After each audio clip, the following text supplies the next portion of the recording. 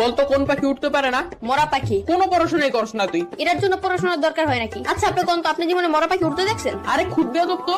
এই তোর নাম কি? কথা ঘুরান কে? মরা পাখি উঠতে পারে? এই তুই থাকুস কই? আমার বাসায় থাকি। বদমাইশ, তোর বাসা কই এটা জিজ্ঞেসি। না আপনি জিজ্ঞেসেন আমি কই থাকি। আজব তো, এবার কত তোর বাসা কই? আরে আমি যেখানে থাকি ওই জায়গায় আমার বাসা। তোর কিন্তু আমি মাইর দিমু। পড়া তো পারস না, আবার তেরামি করস। কেন কোন পড়া পারি নাই আমি? ওই দিন তোর একটা অঙ্ক জিজ্ঞাসিলাম, পারস নাই। কোন অঙ্ক পারি নাই? ধরেন এখন ধর তোর কাছে 20 টাকা আছে, তুই 10 টাকা তোর বন্ধুরে দিলি, তোর কাছে কয় টাকা থাকে? আপনি অঙ্ক বাদ দেন, আমি কে তুই বললো যে 10 টাকা দিয়া দিমু? এই যে কোথায় কোথায় বেয়াদবি করস। এত সহজ অঙ্ক ধরলাম তাও পারস না। কি পড়স তুই? শার্ট পরি, প্যান্ট পরি, গেঞ্জি পরি, জুতা পরি। ওই সার করতে হইব না, মাথায় জ্ঞান বুদ্ধি বলতে কিছু নাই তোর। আপনার চেয়ে বেশি আছে। আবার তেরামি করস। কেন আমি কি? আপনি আমার বুদ্ধি পরীক্ষা করে দেখেন। তাইলে ক, সমুদ্রের মাঝখানে একটা লেবু গাছ থাকলে তুই লেবু কেমনে আনবি? বাজার থেকে কিনে আনবো। আর আমি বুঝাইতে চাইতেছি যে ওই গাছ থেকে লেবু কেমনে আনবি। ডানা দিয়ে উইরা উইরা। তোর তো ডানাই নাই, ডানা কি তোর বাপে লাগাইবো? সমুদ্রের মাঝখানে লেবু গাছ কি তোর বাপে লাগাইবো?